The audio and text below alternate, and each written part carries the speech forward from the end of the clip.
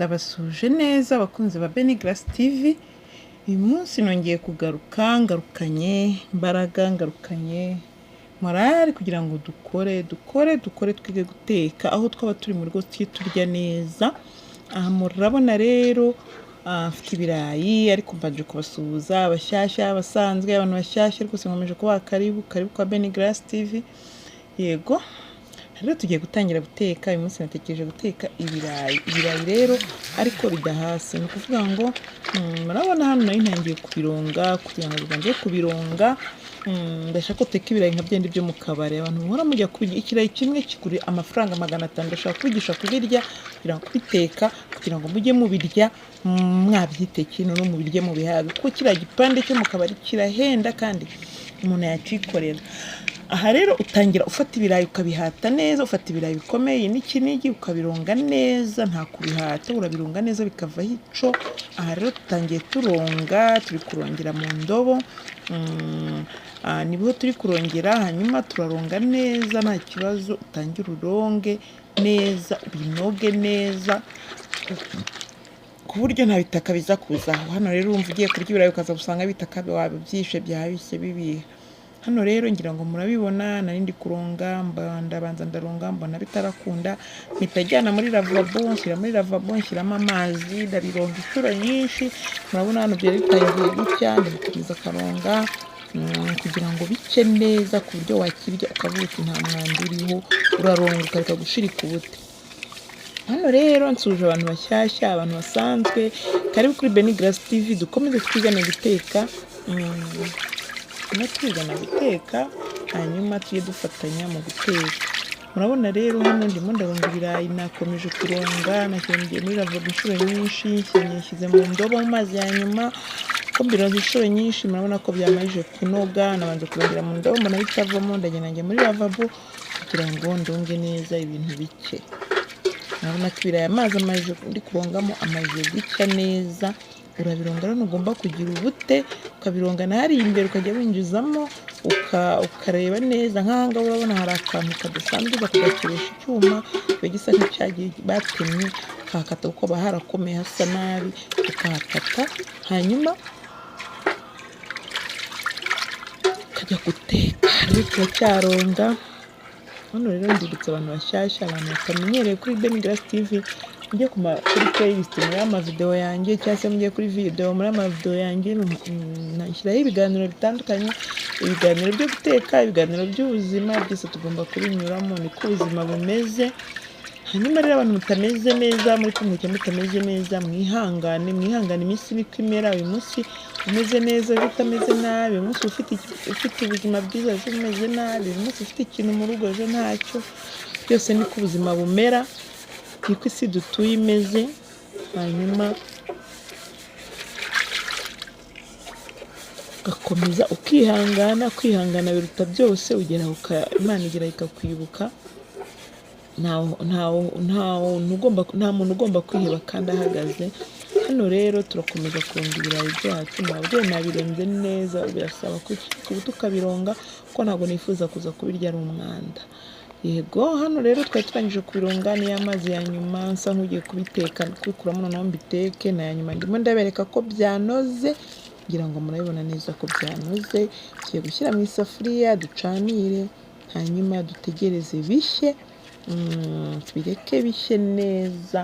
Yego hanyuma mbereke ibikurikira. Mwege mukurikire ntimurambirwe, ndashaka kwigisha ibirayi bateka nk'ibyo muri hoteli, abantu mubikunda. Uyu munsi mukurikire Beni Grace yashiritse ubute, arabibereka. Hano rero dufite isafuriya nziza yogeje, hanyuma tugiye gushyiramo bya birayi uko twakabironze, ntago mbisatura. Ndabisaturamo inshuro imwe. Yego hanyuma kugira ngo tuze kubona uko tubikora nk'ibyo mu kabari, murabizi bisatuye. Wowe utabizi gerageza gukurikira. Hano namaje kubisatura, nabisatuyemo rimwe, inshuro imwe. Ureba ibirayi bikomeye bitabasha gushwanyagurika. Rero nashyize mu isafuriya, ndimo ndashyira mu isafuriya ngo tujye guteka. Ndimo ndabyubika kugira ngo bishye neza, mbishyiremo neza, mbashe kubishyiramo neza. Ngenda ushyiramo witonze, ukagenda wubika gake gake kugira ngo bikwirwemo binagemo neza bize gushya neza nta mbogamizi, ntabwo ari ugupfa kurundamo. Shyiramo ibintu byiza, nabwiye ni guteka ni ukwitonda, teka gake gake witonze bikihuta wihubuka. Iyo utetse ibintu wihuta birapfa birabiha rwose. Impamvu mubona abantu murya ibintu byo mu maresitora mukumva birabishye nta yindi mpamvu, ni ukubera ko biriya bintu biba bitetse vuba vuba, baba bashaka amafaranga, ni ukuvuga ngo bateka vuba vuba, ntabwo baba bitaye ku buryohe bw'ikintu, baba bitaye ku bakiriya bafite, ku mafaranga binjiza. Ariho twe turi mu rugo nta bintu byo kwihuta. Iyo ngiye guteka ngewe ntabwo njya nteka nshonje, ushobora gufata akantu gatoya gashobora kuba kari mu nda, hanyuma ngategereza ibiryo bigashya kandi nkabiteka nitonze. Rero tumaze kubishyira mu safuriya nsitsemo amazi, ndi kubyubika neza utagiyemo neza kugira ngo bijyemo neza. Ufata amazi ugashyiramo amazi menshi ariko atari menshi cyane, ubundi ugapfundikira neza ukabiheza umwuka, hanyuma ugatangira ugateka. Rero turapfundikiye dutereka ku mbabura, dutegereze ko ibirayi byacu bishya. Shukisha uburyo wapfundikira, muri ndi kubika nkubura, ndimo ndashukisha uburyo napfundikira kugira ngo biheze umwuka, hanyuma bishye neza bihishwe n'umwuka, hanyuma tuze kubasha bishye neza bitaza gupfuba. Yego hano tugiye gucanira, hafashe umwanya wo gucanira rwose bigashya, ukajya ucunga kugira ngo bidashya cyane. Yego hano murabona byahiye kandi byahiye neza, ibirayi byanjye byamaze kuboneka. Murabona neza ko byahiye uko nakabishyizemo, ntabwo byavungaguritse. Niyo mpamvu nkubwira ni uzakoresha ibirayi bimwe bikomeye, nibyo bakunda guteka, nta rindi banga bafite, nta kindi gishya. Ndashaka kugira ngo mbereke ko nawe wabyikorera niba wumva ukunda biriya birayi byo muri resitora, byo mu kabari, byo mu mahoteli, ukumva urabikunze, ujye wicara ukumva urabikumbuye. Gerageza kwigana ibi ngibi nkora, uzumva nta tandukaniro ryabyo. Hanyuma rero hano murabona byahiye neza. Nabiteretse ku ruhande ngo bibanze bihoremo gake, kuko ntabwo nshaka kubikoresha ikiyoresha ikintu, kuko ushobora kubivungagura kandi iyo byahiye neza. Ndashaka gukoresha intoki, gusa ushobora gukoresha na rushe, ariko ntabwo byoroshye. Hano rero urashyiraho umuriro, amavuta uyareke acamuke, tuyaciraho amavuta tuyareke acamuke neza, hanyuma namara gucamuka bitume ibirayi byacu biza gushya neza. Hano rero murabona ugiye gukoresha rushe biragoye, ushobora kubivungagura, nibyo naberekaga. Ushatse kuzana amafiyeri ugomba kubikaraba amazi neza. Ibyo bintu mbivuga, shyira n'ibirayi witonze, teka gake gake bituma urabona ko amavuta yahiye neza. Kandi gukirisha n'intoki kubera ko nababwiye ngo mwabonye ko nifashe rushe. Hariya ushobora kuzana amafiyeri yo gukoresha rushe ukabivungagura. Byiza rero koresha intoki nizo nziza, kandi witonde udashya, kuko nibwo birashya bikavungagurika. Nkeneye kubona ibirayi byanjye ko nabisize mu mazi.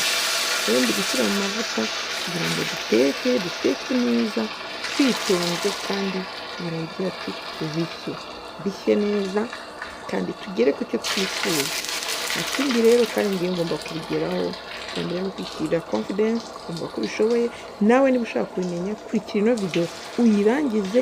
Igice cya mbere ndabashyiraho n'igice cya kabiri, kuko video ni ndende, nayigabanyijemo kabiri kugira ngo mubashe kugenda mubona akantu ku kandi. Yego hanyuma ubashe kumenya byose nta na kimwe, kuko ushobora gutaruka etape bikarangira bimwe bigucitse bikazakomera ukagira ngo narakubeshye. Byiza rero nahisemo gukora akantu kandi mpitamo gukora part 1 na part 2, ni ukuvuga ngo murayibona mu bice bibiri. Igice cya mbere kivaho nzashyira igice cya kabiri, byose ndabifite nta kibazo, ntabwo ari byo njya gutegura, ndabifite. Hanyuma rero murabona neza ko ibirayi birimo biragira neza mu mavuta, ubicungira hafi, uba hafi y'ibiryo. Ni ukuvuga ngo guteka bisaba kuba wateguye. Aha rero turi gushyira mu mavuta twitonze kugira ngo bishye kandi neza. Ndimo ndabereka ukuntu ibirayi biba birahiye ariko ntabwo byashwanyaguritse. Niyo mpamvu ngusaba ko uzajya ubiteka gutya. Gerageza guteka ibirayi gutya mu mavuta, hanyuma ubiteke gutya ari amaganda, ukurikize mu mavuta. Gerageza gukurikira video yanjye niba utabizi, iyikurikira uyirangize part 1, ukurikire na part 2 iyirangize, hanyuma bizagufasha kugira icyo umenya. Ndabizi neza ko hano murakura n'inyigisho abantu mutabizi, mubona biryoshye mukabivuga uko babiteka. Ngiye kubereka ubuhanga bakoresha, nta bundi nawe wabikora bibereye abantu bose bahati bakunda guhaha ibirayi mu rugo iwabo. Niyo mpamvu navuze nti why not, umuntu adashobora gukora ibintu wabereke ko byose bishoboka. Rero murabona ndimo ndagenda ndeba ko byagize, ngahindura witonda kugira ngo udashya. Murabona amavuta arashyushye cyane, yarushe ikimariye. Hanyuma ndaguma hafi yabyo. Yego, nibaze ko abantu bashya hari ikintu murimo murunguka, nibaze ko murimo murabona ko ari cyo biri kubafasha, nibaze ko umuntu tugeranye aha ngaha ibyo hari ahantu hari ikintu biri kumufasha. Ni ukuvuga ngo rero niba ubona hari ibintu, nubona ibintu binyari ikintu biragufasha, ukurikize video wirangize, nubona video yanjye hari ikintu iragufasha, hanyuma ukore subscribe ubishaka, ntacyo bisaba, ntabwo bigoye.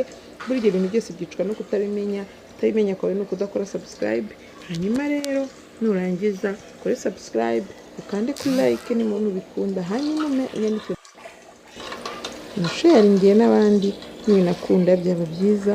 Hanyuma dufashanye kugira ngo tumenye ibintu byinshi kandi bitandukanye.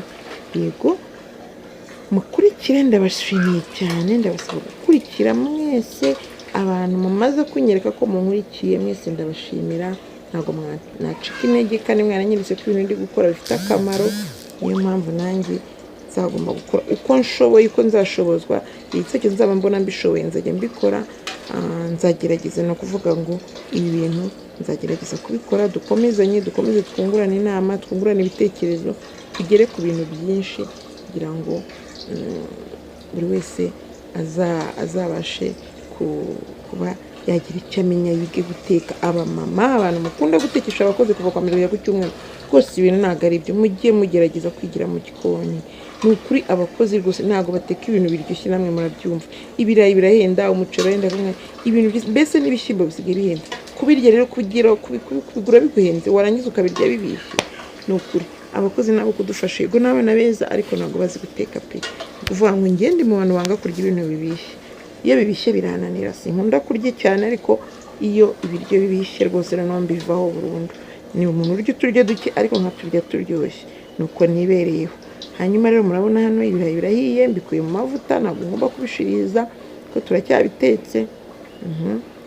Yego, murabona neza ko byahiye neza, sinzi ndebeza murimo murabireba. Murabona ndimo ndabibereka, ibirayi byahiye neza mu mavuta uko mbyifuza. Nabigumye impande kugira ngo bitagira uko byangirika cyangwa bigashirira cyangwa bidashirira bikumagatana cyane. Ugomba guteka uri hafi yabyo.